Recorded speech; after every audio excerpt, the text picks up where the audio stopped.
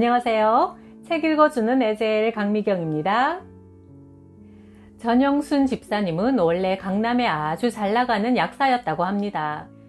그런데 왜 그 좋은 직업을 내려놓고 30년 동안 발바닥이 파열되도록 동서남북 전 세계를 다니며 복음을 전하고 성경을 가르치며 신구약을 처방해 오셨는지, 복음 전하는 자의 아름다운 발이 가는 곳에 어떤 놀라운 일들이 일어나는지 한번 들어보세요.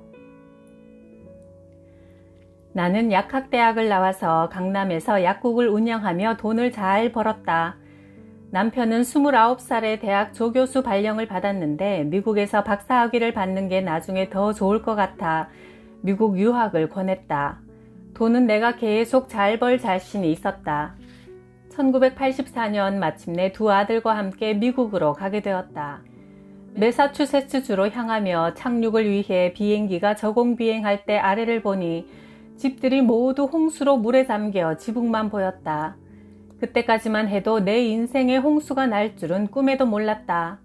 매사추세츠 주립대학이 있는 에메스테에 도착한 지 몇 달이 되지 않아 시아버지의 사업이 갑자기 부도가 나서 고통 중에 있으니 강남에 있는 아파트를 팔아 도와달라는 편지가 왔다.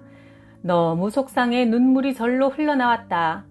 이른 새벽부터 늦은 밤까지 잠 못 자며 노력해서 사놓은 집을 시아버지 빚 때문에 팔아야 한다고 생각하니 억울했다. 그날부터 나는 남편에게 온갖 불평을 다했다. 당신 부모님이 예수도 안 믿고 나같이 착한 며느리를 시집살이 시켜서 벌받은 거야. 남편 가슴에 못 박는 말을 수없이 했다. 강남집은 내가 벌어서 산 거야. 당신이 교수하면서 번 돈은 생활비로도 모자랐어. 내가 벌어서 산 집이니 절대로 못 줘. 그렇게 말했지만 마음은 지옥이었다. 하나님도 원망했다. 제가 어려서부터 교회 한 번 안 빠지고 헌금도 최고로 많이 하고 구역장으로 봉사도 열심히 한 결과가 겨우 이거예요? 하나님, 당신은 공의로우신 분이잖아요. 저는 죄가 하나도 없는데 왜 하나님도 안 믿는 시아버지의 죄 때문에 나까지 망하게 하세요? 하나님, 당신이 정말 살아계신다면 나를 만나주시고 아니면 신앙생활 여기서 끝내겠습니다. 한참을 따지면서 기도하던 중 영화처럼 장면들이 하나씩 보이기 시작했다.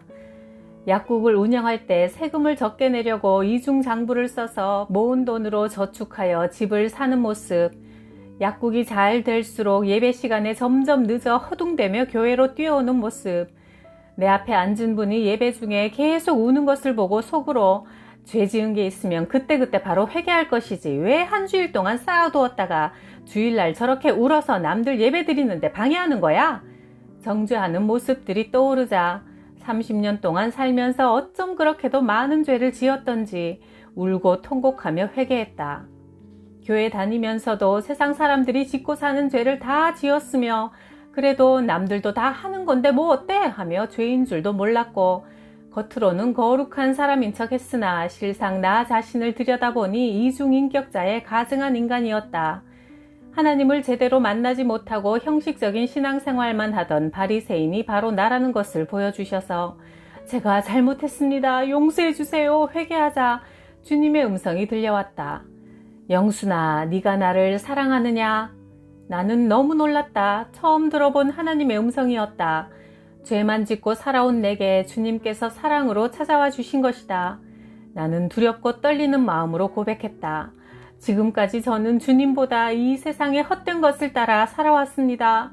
돈과 명예, 남편과 자녀까지 주님보다 더 사랑했던 제 우상들입니다. 이제 내가 사랑했던 모든 것을 다 내려놓겠습니다. 강남의 아파트를 팔아서 시아버지의 빚을 갚는 데 쓰겠습니다. 아까워서 지난 몇 달 동안 팔아들이지 못한 집이 어쩜 그리 하나도 아깝지 않던지. 이제 주님을 진실로 제 마음의 주인으로 모시겠습니다. 제 속에 들어오셔서 저와 함께 살아주세요.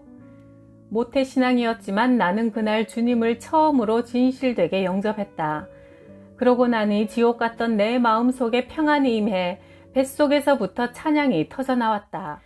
평화 평화로다 하늘 위에서 내려오네. 엎드려 울고 있던 나는 벌떡 일어나 두 손을 높이 들고 뜨거운 눈물을 흘리며 하나님을 찬양했다. 나는 주님께 물어보았다. 저는 엄마 뱃속에서부터 교회를 다녔는데 왜 이제야 주님을 만나게 된 거죠? 무엇이 잘못된 걸까요? 왜 이제야 회개를 하게 된 걸까요? 나는 잃어버린 30년이 너무 아까웠다. 그러자 주님은 내가 성경을 몰라서 그렇다고 말씀해 주셨다. 얼른 눈물을 닦고 성경을 폈다. 그때부터 매일 성경을 읽어나갔다. 우리 가족은 매일 가정예배를 드리며 아이들에게 성경을 가르치기 시작했다. 새벽에 5시간을 운전해 뉴욕 영사관에 가서 한국에서 집을 매매할 수 있도록 위임장에 서명을 해 시아버지께 보내드렸다. 그러자 시어머니는 내게 이런 편지를 보냈다. 사랑하는 아가, 네가 믿는 예수라면 나도 이제 믿겠다. 시누이도 어머니와 함께 새벽 기도를 나가더니 세례를 받고 예배 반주자로 섬기게 되었다. 미국에 음대로 유학을 와 있던 시동생이 학비가 없다고 하자 나는 통장을 탈탈 털어서 보내주고 남의 집 아기 돌보는 베이비시터로 일했다. 물질에 대한 욕심을 하나님께 다 내려놓고 나니 어려운 사람에게 주어도 아깝지 않고 또 주는 것이 그렇게 기뻤다. 그런데 얼마 후 시동생이 내게 전화를 걸어 물었다. 형수님, 제가 형수님 원하는 것을 한 가지 해드리고 싶은데 소원이 뭐예요? 내가 바라는 건 도련님이 성경을 읽고 예수님을 믿게 되는 것 뿐이에요 했더니 시동생은 그 후 교회를 다니며 세례도 받고 성가대 지휘로 봉사까지 했다. 시아버지도 내 권유를 따라 성경을 얼마나 많이 읽으시는지 시어머니가 편지에 이렇게 썼다. 너희 시아버지가 60 넘은 나이에 신학교 가게 생겼다. 네가 좀 말려라. 그리고 시아버지는 이렇게 적었다. 아가야 고맙다. 성경을 읽다 보니 룻기 4장 15절에 이런 말씀이 있구나. 7 아들보다 귀한 며느리라고. 내가 회개하자 시댁 식구들을 모두 구원해 주신 하나님께 눈물로 감사드렸다. 성경 읽기와 더불어 나는 매일 규칙적으로 2시간씩 기도했다. 1987년 3월 23일 그날도 밤늦게까지 교회와 가족을 위해 엎드려 울며 간절히 기도하고 있는데 갑자기 내 영이 몸을 빠져나와 엎드려 있는 내 모습이 보이더니 눈부시게 밝은 빛이 나타났다. 나는 즉시 하나님이심을 깨닫고 하나님! 하고 외치며 얼른 엎드렸다. 그러자 갑자기 빛이 사라지고 깜깜한 어둠 속에 예수님이 보였는데 가시 면류관을 써서 피가 줄줄 흐르고 있는 주님의 옆모습이었다. 주님은 내 쪽으로 천천히 고개를 돌리셨는데 온통 피범벅이 된 얼굴을 보자마자 나는 통곡하며 밤을 지새웠다. 십자가의 고통을 당하며 피로 내 죄를 다 씻어주신 주님을 이 생명 다하는 날까지 전하며 살겠다고 다짐했다. 혼자 성경을 읽어가던 어느 날 주님께서 성경을 가르치며 전도하라고 말씀하셨다. 제가 시댁 식구들은 전도했지만 이곳에 공부하러 온 머리 좋은 유학생들에게 감히 어떻게 성경을 가르칠 수 있어요. 전 못해요. 저는 그냥 제가 좋아서 성경을 읽는 것뿐이지 신학 공부도 안 했는데 성경을 가르치는 건 어려워요. 주님은 3일에 걸쳐 계속 똑같은 말씀을 하셨지만 그때마다 못하겠다고 떼를 쓰자 갑자기 목소리가 나오지 않았다. 피곤해서 그런 줄 알고 하루 이틀 넘겼는데 아예 벙어리가 되자 그제야 나는 겁이 나서 주님께 굴복하고 주님의 뜻을 따르겠으니 목소리를 다시 달라고 간구했다. 그리고 내가 어떻게 성경을 가르쳐야 할지 여쭤보았다. 네가 나를 사랑하는 만큼만 전하고 가르치면 된다. 그 말씀을 나는 평생 잊을 수가 없다. 그리고 누구부터 가르쳐야 할지 묻자 떠올려 주시는 5사람이 있었다. 그들의 이름을 적어놓고 기도하는데 놀랍게도 5명 모두 내게 먼저 성경을 가르쳐 달라고 말하는 게 아닌가. 나는 매주 금요일 저녁 유학생들을 집으로 초대해 식사를 대접하며 성경을 가르쳤고 남편이 유학생을 마칠 때까지 7년 동안 이 모임은 쉬지 않고 이어졌다. 어느 날 기도하다가 잠이 들었는데 꿈에 내가 가서 살 집이라며 거실이 크고 깨끗한 매우 좋은 아파트를 보여주셨다. 우린 모아둔 돈도 없고 또 계속 전도할 사람들인데 어떻게 이런 좋은 집에서 살 수 있겠어요? 물었더니 재미난 말씀을 하셨다. 이거 월세야. 4년 후 1992년 남편이 싱가포르 대학의 교수로 가서 새로 건축한 교수 아파트 단지에 들어가게 되자 꿈에서 봤던 바로 그 집이었다. 내가 사람들을 불러다 대접하고 성경 공부하는 것을 좋아하니 거실이 넓은 큰 집을 주신 것이다. 물론 월세였다. 어느 날 싱가포르인 남편과 사는 한 자매가 임신 5개월인데도 성경을 꼭 배우고 싶다고 했다. 제가 어렸을 때 엄마를 따라 새벽 기도에 간 기억도 있지만 지금은 교회를 못 다니고 있어요. 이제부터 다시 하나님을 믿으며 살고 싶어요. 해서 성경 공부를 시작했는데 어느 날 병원에서 태아에게 장애가 있다는 진단을 받았다. 불안하여 밤에 잠이 잘 안 온다고 하여 나는 자매에게 필요한 성경 구절들을 적어서 처방해 주었다. 밤에 잠을 잘 자야 태아에게 좋아요. 잠이 안 올 때마다 이 말씀들을 암송하고 말씀에 의지해서 기도하면 주님께서 평안한 마음을 주실 거예요. 우리 함께 기도하며 성경을 공부해요. 모든 일에는 주님의 뜻이 있답니다. 성경 공부를 하면서 믿음이 자라자 자매는 아기가 장애를 갖고 태어나도 감사히 받아서 키우겠다고 믿음의 고백을 했다. 그런데 예정일이 한참 지나도 아기가 나오지 않았다. 기도 중 나는 하나님께서 지금 태아에게 친히 치료를 행하고 있다는 생각이 강하게 들었다. 바로 2주 전만 해도 의사는 태아의 장애가 확실하다고 했지만 내 마음 깊은 곳에서부터 기쁨이 솟구쳤다. 이틀 뒤 병원에서 자매가 기뻐 울면서 전화했다. 아기가 정상으로 태어났어요. 의사가 기적이래요. 집사님 감사해요. 정말 감사해요. 나는 할렐루야를 외치며 자매에게 말했다. 이건 전적으로 하나님의 은혜예요. 내게 아기 이름을 부탁해 사무엘로 지어주었다. 아기는 건강하게 잘 자랐고 돌잔치 때 자매는 사람들 앞에서 하나님께서 베푸신 큰 은혜를 간증했다. 불교를 믿는 35살 자매가 유산을 해서 병원에 입원 중이라 하여 신방 갔다. 그 남편도 속이 많이 상해 옆에 앉아 있었다.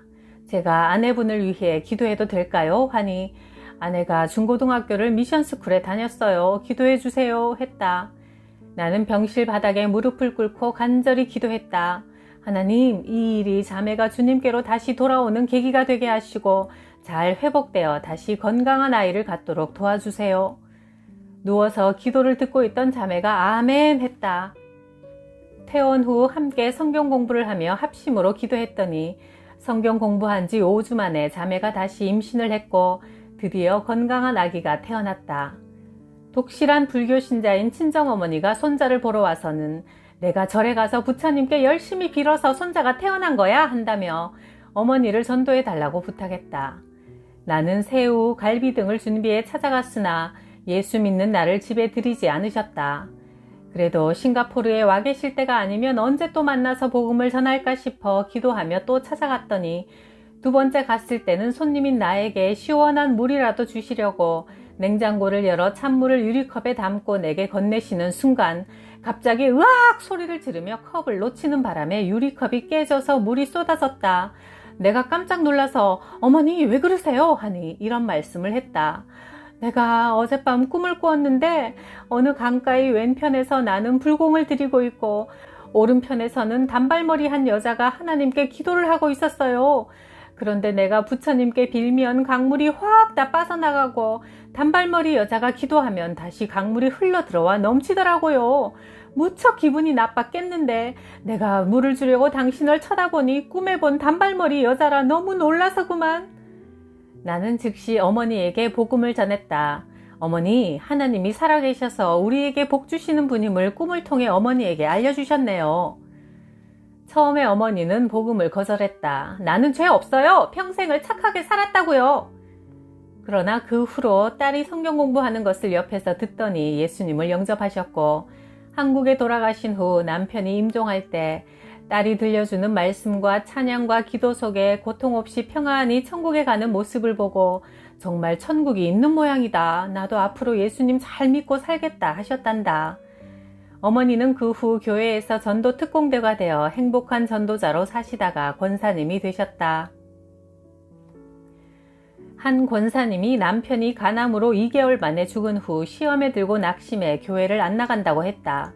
아들한테까지 교회 가지마! 하나님은 없어! 한다고 하여 권사님을 만났더니 이런 말을 했다. 제가 그동안 얼마나 봉사와 헌금을 잘했는데요. 아는 목사님들이 개척교회를 시작하면 아낌없이 헌금하고 그랬는데 내가 우리 남편 간암 발견하고 나서 고쳐달라고 그렇게 간절히 기도했는데도 불구하고 2개월 만에 데려가셨어요. 어떻게 하나님이 그러실 수가 있어요? 내가 말했다. 권사님이 평생 기도해 오신 제일 간절한 기도 제목이 남편의 구원이었잖아요.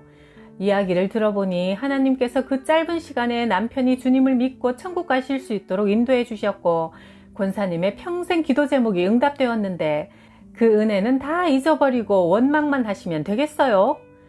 저도 약사로 얼마든지 돈 잘 벌고 편안하게 살 수 있었어요. 그렇지만 천국이 확실히 있다는 것을 깨닫고 나서 한 영혼이라도 전도하여 천국에 가도록 해야 하는 것이 내게 주신 사명임을 깨달았어요. 그래서 동서남북 다니며 복음을 전하다가 발바닥이 다 파열이 됐답니다. 내 이야기에 권사님은 아무 말도 못하셨다. 며칠 후 권사님이 큰일 났다며 내게 다시 전화를 했다. 제 얼굴 반쪽에 마비가 왔어요. 병원도 다니고 한방 치료까지 했지만 조금도 차도가 없고 얼마나 쑤시고 아픈지 스카프로 얼굴을 가리고 있어요. 이제는 교회를 가고 싶어도 부끄러워서 못 가게 됐어요. 권사님, 평생 교회를 다니시고도 남편과 사별하는 어려움을 당했다고 해서 하나님이 없다고 하시고 자녀에게도 속은 것이니 믿지 말라고 하시고 몇 달 동안 하나님께 악담을 하셨잖아요. 그래도 하나님은 권사님이 자녀라 징계를 통해서라도 회개하도록 가르쳐 주시는 것이니 얼마나 감사해요. 권사님은 그제야 엉엉 울며 회개하셨다. 하나님, 저를 불쌍히 여기시고 고쳐주셔서 저도 이제 복음 전하는 자로 살게 해주십시오. 다음날 아침 권사님이 또 전화를 했다. 아침에 깨어나니 얼굴이 정상으로 돌아왔어요. 어제 함께 예배드리고 난 후 다시 혼자 밤늦도록 기도하며 나 같은 죄인을 구원해 주시고 자녀 삼아 주신 것에 감사드립니다 하고 잤더니 아침에 눈을 뜨니까 그동안 마비가 되어서 잘 감아지지도 않던 눈이 정상으로 떠지고 감아졌어요. 그리고 입도 정상으로 돌아와 쑤시던 것이 싹 사라졌어요. 하나님이 정말 살아계시네요. 권사님은 이전보다 더 굳건한 믿음 위에 견고히 서게 되었다. 성경 공부를 인도하러 집에서 막 나가려는데 성경 공부하는 자매가 전화를 했다. 다 죽어가는 목소리로 오늘은 제가 너무 아파서 성경 공부 못하겠어요 한다. 어디가 아파요? 3일째 변비가 너무 심해서 앉지도 못하고 식은땀이 줄줄 흘러요. 관장약을 먹어도 소용이 없네요. 섬유질 많은 식품을 챙겨 먹어요. 나도 기도할게요. 나는 신나게 나가려다가 다시 주저앉아서 기도했다. 주님, 성경 공부를 방해하는 변비의 원인이 무엇입니까? 그러자 주님께서 내 마음속에 말씀하셨다. 자매가 돈이 없어 그렇다. 월세를 내지 못해 속이 타서 생긴 병이다. 나는 얼른 봉투에 돈을 넣고 냉장고에 있는 채소와 과일을 담아들고 자매 집으로 달려가 전해주었다. 제가 돈이 없어 월세를 못 내서 싱가포르 주인에게 시달리다가 이렇게 된 걸 어떻게 하셨어요? 나중에 이 돈 꼭 갚을게요. 자매님, 주님께서 제가 기도하는 중에 가르쳐 주셨어요. 나한테 갚지 말고 나중에 자매 옆에 어려운 사람이 생기면 그때 그 사람에게 주세요. 하나님의 사랑은 물이 흘러가듯이 흘러가는 거예요. 미국에서 9년, 싱가포르에서 8년을 밤낮 없이 동서남북 뛰어다니며 복음을 전하고 한 주에 13팀 이상 성경을 가르치고 병원의 환자들을 찾아다니다 보니 어느 날 발이 아파 더 이상 걸을 수가 없었다. 병원에 갔더니 의사가 초음파 검사 결과를 보고 물었다. 혹시 무거운 것을 이고 다니며 광주리 장사를 하십니까? 발바닥 전체에 우리 몸의 무게를 받쳐주는 쿠션 역할을 하는 부분이 있어요. 그런데 그 액이 다 빠져나가 결국 뼈와 발바닥 피부가 맞닿아서 파열된 겁니다. 수술도 안 되고 재생도 안 되는 부분이에요. 앞으로 못 걸을 수도 있으니 당분간 꼼짝 말고 집에만 있고 서 있지도 마세요. 도대체 무슨 일을 하길래 발이 이렇게 된 겁니까? 저는 전도하는 사람이고 계속 걸어 다녀야 해요. 이제는 사람들을 집으로 오라고 하셔야지 걸어 다니면 안 됩니다. 그런데 청주에 있는 어느 교회 여름 수련회 강사로 서기로 했기 때문에 나는 쩔뚝거리며 수련회장에 도착했다. 의자에 앉아서 3박 4일 동안 7번의 집회를 마치고 나자 발은 불이 나듯 쓰리고 아팠다. 강사실에서 발을 주무르고 있는데 갑자기 또 나오라고 하여 수련회장에 들어가니 그 큰 강당 안에 향기가 가득했다. 선생님들이 대야에 향수를 붓고 내 발을 씻어주기 위해 준비를 한 것이다. 제일 나이 많은 백발의 장로님부터 10명의 교사들이 내 발을 정성껏 씻기며 울며 기도해 주셨다. 나는 몸둘 바를 몰라 엉엉 울었다. 그 후 발바닥은 조금씩 아물기 시작했다. 운동화 속에 두터운 깔창을 깔고 조금씩 걷게 되었다. 13년이 지난 지금도 여전히 쿠션 좋은 운동화를 신어야 걸어 다닐 수 있지만 그럼에도 불구하고 쉬지 않고 동서남북 다니며 전도하고 성경을 가르치며 구약과 신약을 처방하고 있다. 나는 두 아들에게도 아침 저녁으로 성경을 읽게 하고 전체를 일독할 때마다 선물을 주었다. 덕분에 아이들은 초등학교를 졸업할 때 성경 10독을 했고 무엇보다 성경을 읽고 예배 드리는데 우선순위를 두었더니 우리 가정은 그야말로 천국이 되었다. 아이들도 서로 싸우지 않고 너그러운 성품으로 자라나서 믿음의 배우자를 선택해 아름다운 사랑의 가정을 이루었다. 하나님의 말씀은 살아있고 힘이 있어 어떤 양 날칼보다 더 날카로워 사람 속을 꿰뚫어 혼과 영을 갈라내고 관절과 골수를 찔러 쪼개니 마음에 품은 생각과 의도를 밝혀내도다. 히브리서 4장 12절. 오직 하나님의 말씀과 기도만이 사람을 살리는 명약이네요. 모두 매일 명약 잘 챙겨 드시고 건강하고 평안하고 기쁨이 넘치시길 바라요. 구독, 좋아요, 댓글이 저에게는 또 하나의 명약입니다. 감사해요.